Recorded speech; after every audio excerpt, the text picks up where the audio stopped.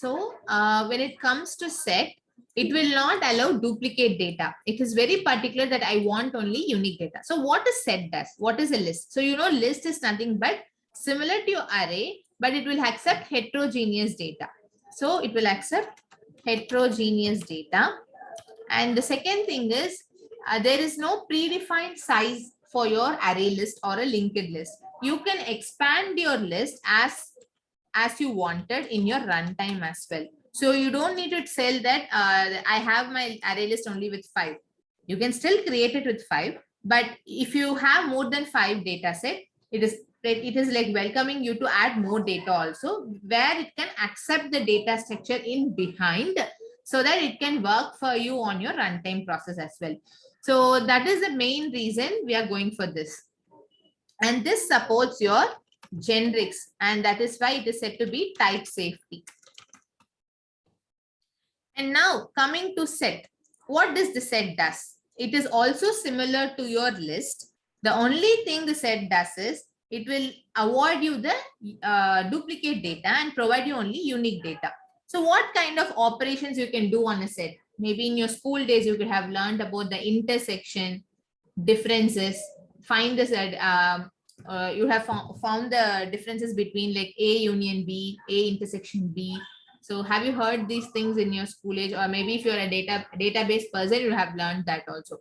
So A union B is like, it's basically giving the accumulation or the kind of adding all the data set of A plus B. But if you give A intersection B, I don't know how to give it in reverse. Okay. A intersection B. So in that case, only what kind of data will get as a result set in A intersection B? Something which is very common between your two data sets, right? So if I have my A with 4, 5, 6, 8, 9, and if I have my B with 6, 8, 9, 0, 1. So if I need to give A union B, what would be the output here? 4, 5, 6, 8, 9, 0, and 1. What would be the A intersection B? 6 and 9. 6, 8, and 9. 8. Okay. So these are the operations which we perform in a set, right? Usually the same thing you can do in terms of Java language as well, but to a different data set. Say if you wanted to retain only the data which is 6 to 8, 9. If you want to retain only the data of A union B. So let's say a student who has passed in all his quarterly and halfly exams, and also his attendance is more than 50% in each term. So I wanted to accumulate the data of entire set and then finally give a final result set that he falls into a pass or fail category. That's it. So in that case, I need to get a connection of all the data and then come up with the final factor that whether that particular student is success or fail. The same can be achieved through your list. But in your list, what happens? You can't eliminate the data as easily as you can do it in your set, because the list accepts the duplicacy. So say example, okay, so you have registered for an extracurricular activity which is being conducted in your organization. You have given your name in dance for the first time, the person who came in. And also there is one more nomination going on for a different criteria of dance, but again you have given a name. So your name has been twice in your dance competition. So in that case, your data is like duplicated. But if I need to take the exact count, like how many candidates have registered, if I have multiple names of yours, will my count end up with the actual value or not?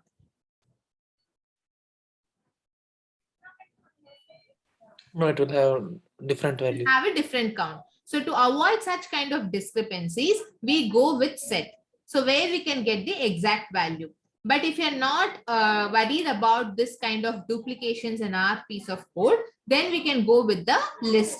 So this is the major difference between these two. Apart from that, the operation, whatever you have seen here, the add, size method, remove method, everything remains same in both list and set. Let's see that as well. So this is the topmost class, topmost structure for your list. And that is the reason in your list, you have all the list related methods. And if you see the set,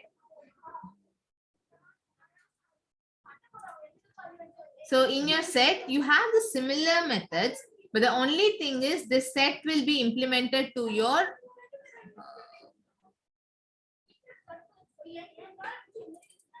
the relevant child class, which is your hash set, and that gets implemented to only this one. And you also have something called tree set. Just know about the names. We'll be seeing them in detail one by one in the classes.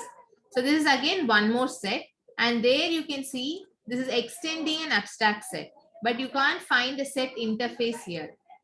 But here you can see the set interface, because the tree is something which comes into a different category where you are dependent more on a hierarchical data structure than in a linear fashion. So that is the reason you won't have the set interface here. Instead, you have a navigatable set here. So you have the relevant navigable set. Okay. And the same way for the list part, you have your linked list. So this linked list is again expands your from the list interface, and that again provides you the relevant methods. So the first difference between your abstract class and interfaces, your interface will not have any kind of definition or any kind of activity like how it does it, but it will tell you what it does. But in case of your linked list or array list, if I wanted to use this particular is empty method, where does that data come from? Is you have here.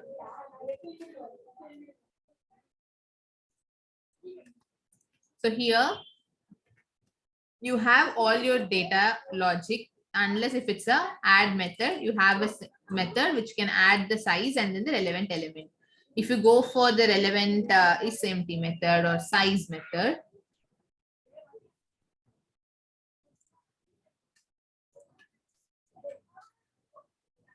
so this is a common method. So wherever you have this abstract collection, if you see in the set,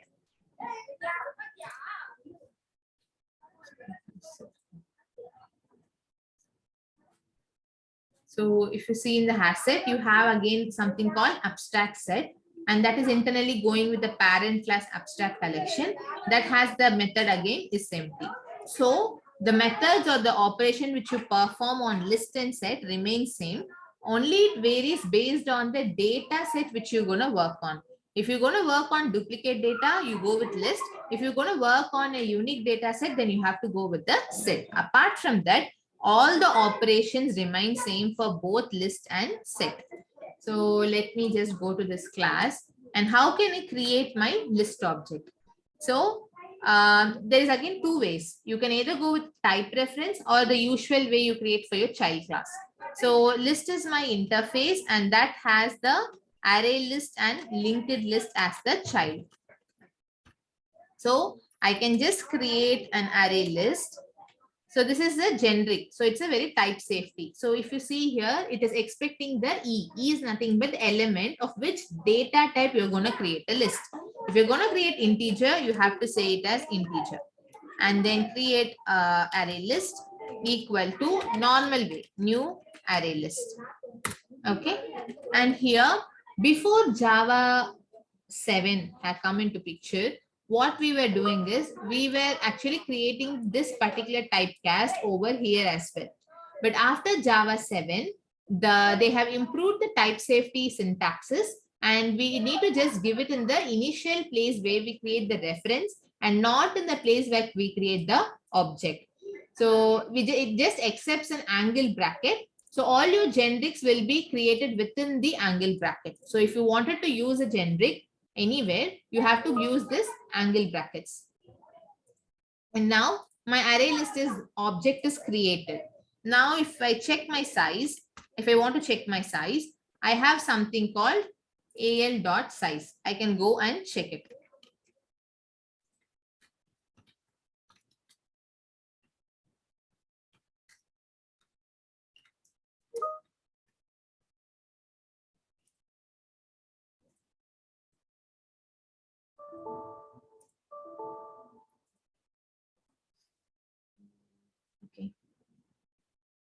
issue here.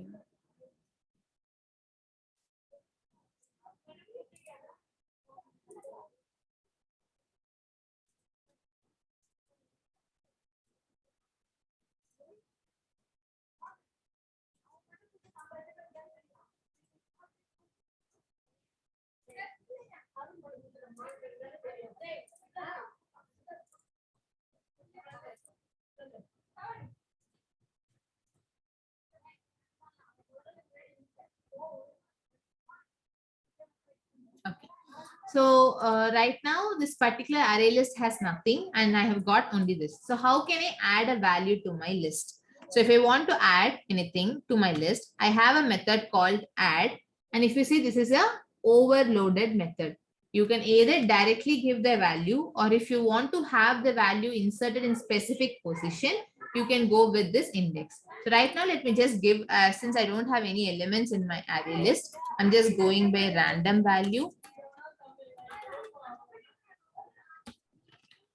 And now if I run it again, you can see the size as 2.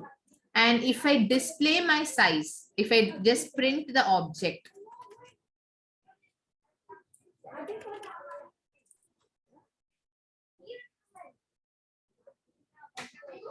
you see that your list gets printed in a within the square bracket.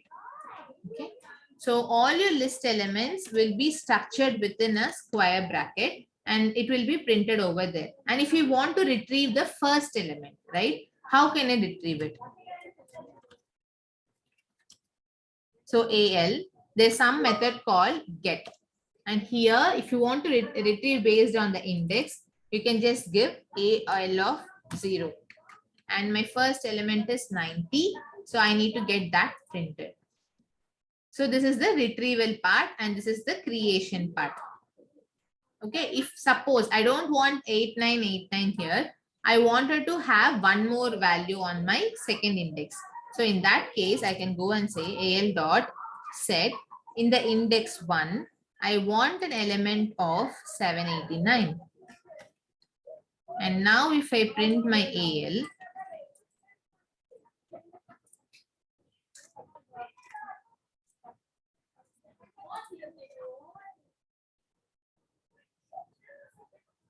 I have the value of 789.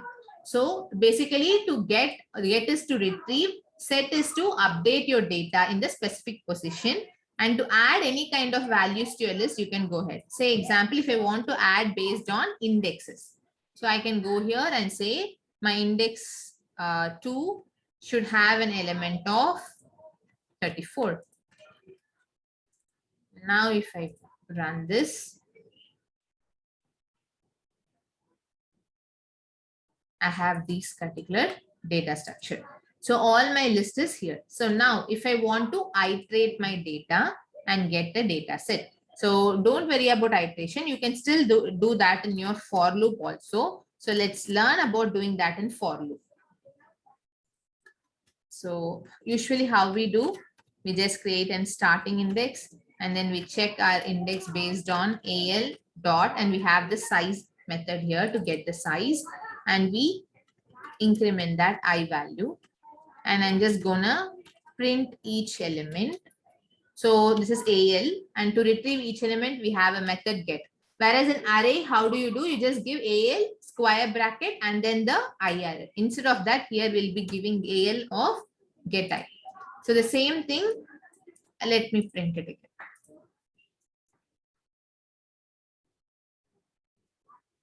So you can see my elements are iterated and printed.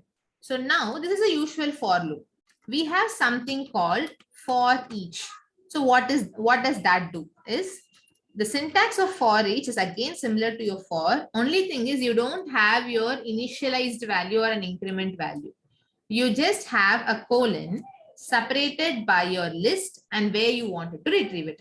So what are we doing here? Every time we are iterating a list and we are retrieving one value, which is nothing but a type of integer, and we are printing it in the sysout.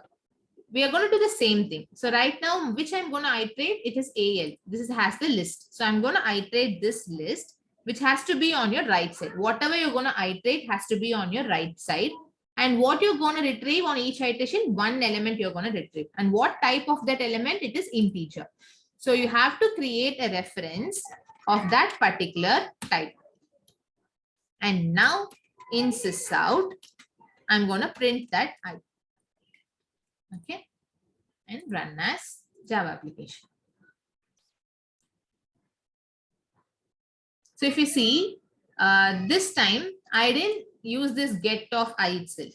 I directly created one reference and I'm just printing it out. So what is the difference between the normal for loop and the for each is this for each works only for your objects, first point. Second point, whenever you're trying to do an iteration, internally this increment operation and the list of size till how many times you're going to do this, everything will be taken care by the for each itself. You just need to consider about the list which you're going to iterate and what type of data you're going to get it on each iteration. So in every iteration, you can get this particular data. So any questions here till now on for each?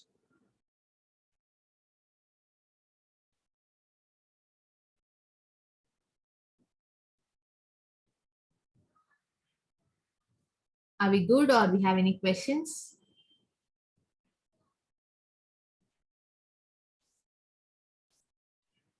Yeah, good till now. Okay. So we have something called iterator here. Okay. So let me use AL, which is my list, dot list iterator. So we have two things. One is list iterator, another one is normal iterator. So what this list iterator does is it iterates your entire list of elements and gives me the actual result set as you do in your for each. So this particular list iterator is nothing but returning me a list iterator of integer.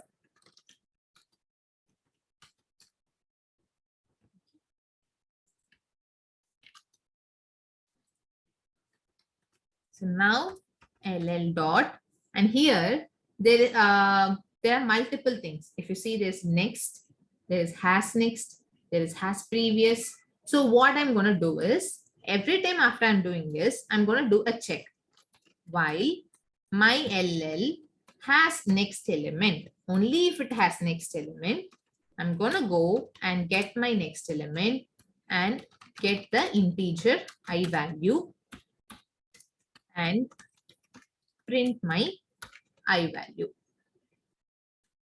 So let me comment these right now so that you might not get confused.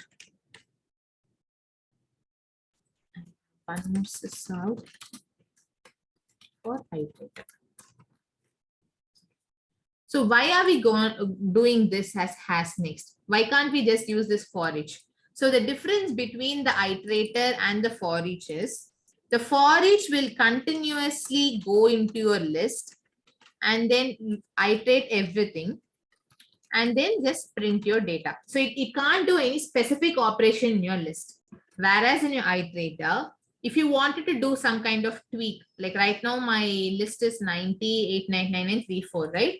If I'm going to do one check, if my list value is greater than 100, then I'm going to add plus 70. I'm doing some condition. But in that particular element has to be incremented by 20 or decremented by 20. I'm doing some specific operation on iteration. But that kind of specific operation can't be achieved in your for each. You can do only if you're doing it on each element iteration. So what I'll do is, if it has next, I'll get the element. If the I value is greater than 100, then I say sysout I plus 20.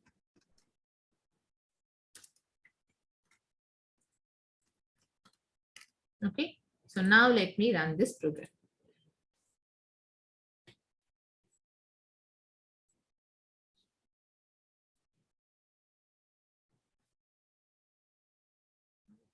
Okay, so what happened? Only I'm getting the element, only if my condition is satisfied, I'm going in and then printing the relevant element. I think something wrong happened here.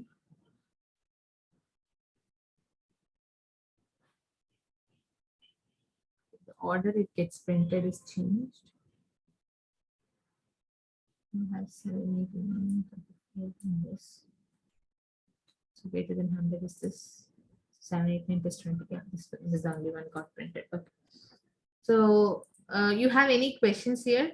But the same thing can't be done in for each, but you can do it in a normal for loop. But we'll understand the difference between these three, which one to choose when, and the performance part tomorrow. But right now, just understand what this list iterator does. In detail, you'll be seeing the iterator interface and the logic behind it. Right now, I just gave an insight about iterator. Iterator is something, a predefined method of your list. You're just using it. But before using it or retrieving an element, we are just checking it, whether my list is empty or it has some value or not. To do those checks, I'm using this has next. So if you see this has next method,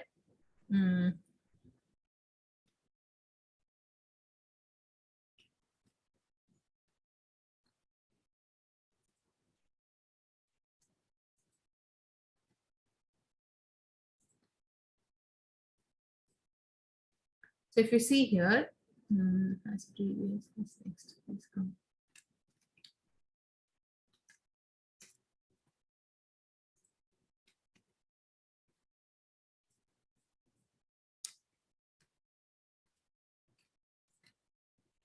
Yeah. So this is like, basically you're checking every time your position and then the size. So how is internally this implementation is happening? We'll check it tomorrow in detail to understand the data structure's behavior. But right now we have something defined here, like every time when you're going through this position. So right now it's coming to this list. And right now my cursor is in A position. It will check this element if there is a null value. So by default, your indexes can be, your data can be with null because it's an integer, is an object. So if your data is null, it will not go in. Unless it has some data, it goes in. So it checks whether my cursor is right now in A or it is going to the next element B address or it is in the next position. So every time you have to check the list, cursor position as well as number of elements you have in that list and the relevant addresses. So you have to make sure that your cursor position and the size of the list is matching or not. And post that only you will go into the next method and get the relevant element data from it. So if you see here,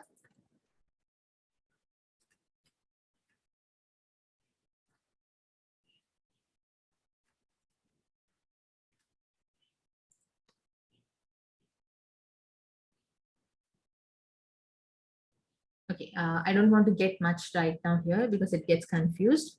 We'll start fresh tomorrow, the complete understanding of arrays and array list architecture and see the how it has been implemented. And we'll try few programs on array list tomorrow.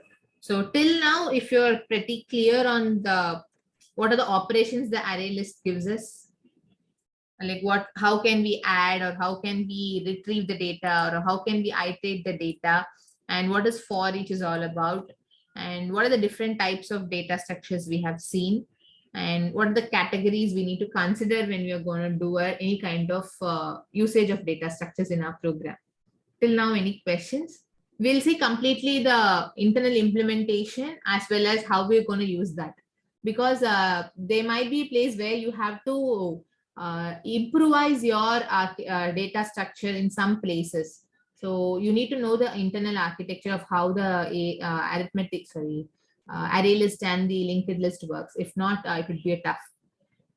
So we'll see that tomorrow in detail because I don't want to start again today. So if you don't have any questions, I can wrap it for the day. But before that, I want you guys to install Git Bash in your local system or download the software and try to create a GitHub account if you can, or else we can see it tomorrow too. Yeah. Okay. So have Git Bash downloaded. For Windows, you can download, and for Apple also Mac, they'll be available. And also try to create a GitHub account. Basically, if it's an existing one, it's okay, fine. Create one repo specifically for your core Java. And if it's a fresh account, try to create with the one which you use for your resumes or some purposes, so that it will be easy for your portfolio creation.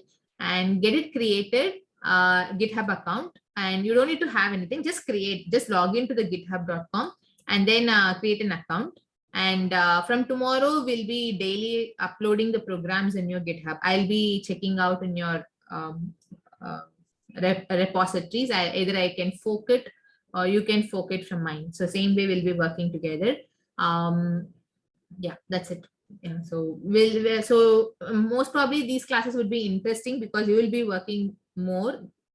So you need to have a hands-on on this. So it will be more interesting, not confusing topic. So if you have any questions, please do post, and don't be silent in the class. Please make it more interactive. I think only Kirba is talking today. Yeah. If you're good, we can wind up for the day. Sure, Sneha. Thank you. Yeah, thank you. Have a good day. Bye. Bye.